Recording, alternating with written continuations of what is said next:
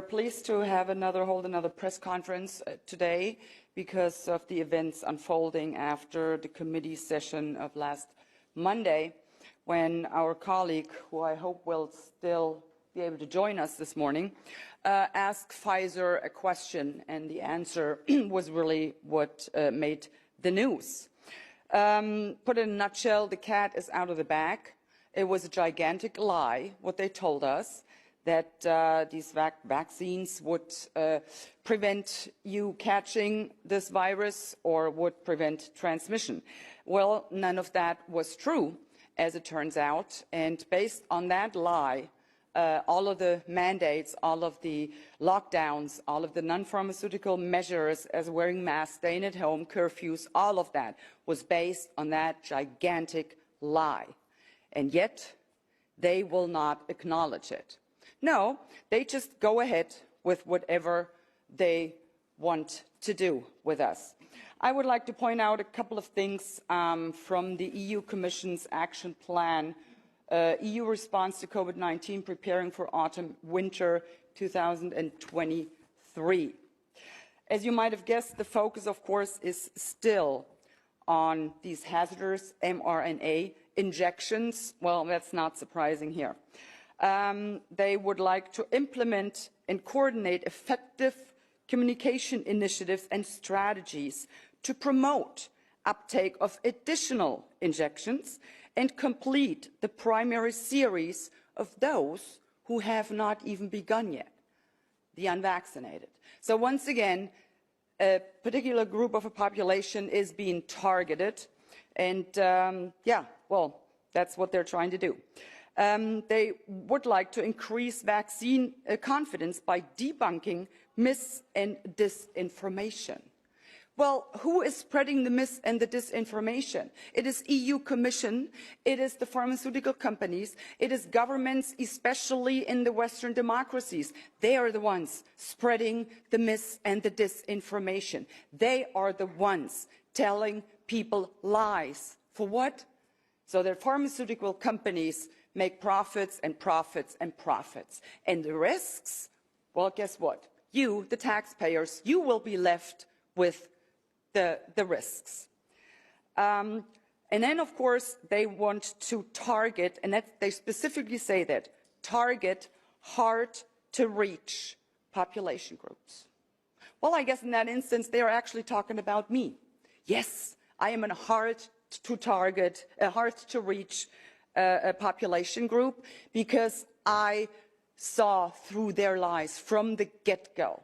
I'm still unvaccinated, and I will remain unvaccinated. I will not inject a poisonous substance into my body, point blank. So go ahead and try to target me. Good luck with that. Then, of course, they go on with the gaslighting, labeling vaccine hesitancy, this is what they call it, as anti-Western and anti-EU. Can you believe this? So anyone who is not willing to let themselves be injected with this vaccine is anti-Western and anti-EU. No, ladies and gentlemen, let's be clear about this. If you do not want to poison your body, and it is your choice to do with your body whatever you please. Remember, my body, my choice? That's their narrative, actually. Remember that. So, if you do not want to take that vaccine, that has nothing to do with being anti-Western or anti-EU. It is pro-people. That's what it is. And it is anti-globalist elites. That's what it is. And in this action plan, they refer several times to not only COVID-19, but now they slip in influenza. So this will be the next step for their measures, whether it be vaccinations or non-pharmaceutical interventions like wearing masks or staying at home curfews. Then they will be able to do so when there is an influenza pandemic or wave. And whenever I think they could not possibly come up with yet another atrocity to inflict on people, they sure as heck prove me wrong. The EU Commission proposes now the prioritized administration of the update injection for the vulnerable groups, and then they list who these vulnerable groups are. And they start by saying people aged 60 years and older, individuals with underlying conditions. No problem there. But then they list another group. And you really need to brace yourselves for that one. The vulnerable group among those who should be given priority to take this update vaccine are pregnant women. I have never heard anything more despicable than that, because the point is this: they do not know what this vaccine does to the unborn child. They simply have no clue. And yet, now they're pushing it on pregnant people. And keep in mind, there has been a drop in birth rate. We don't know why that happened. You would expect the opposite of that. I mean, people were locked down. Remember what happened when they had a blackout in New York in the 70s? 9 months later, they were like babies left and right. But not this time. People were locked up for months in their homes. Nothing.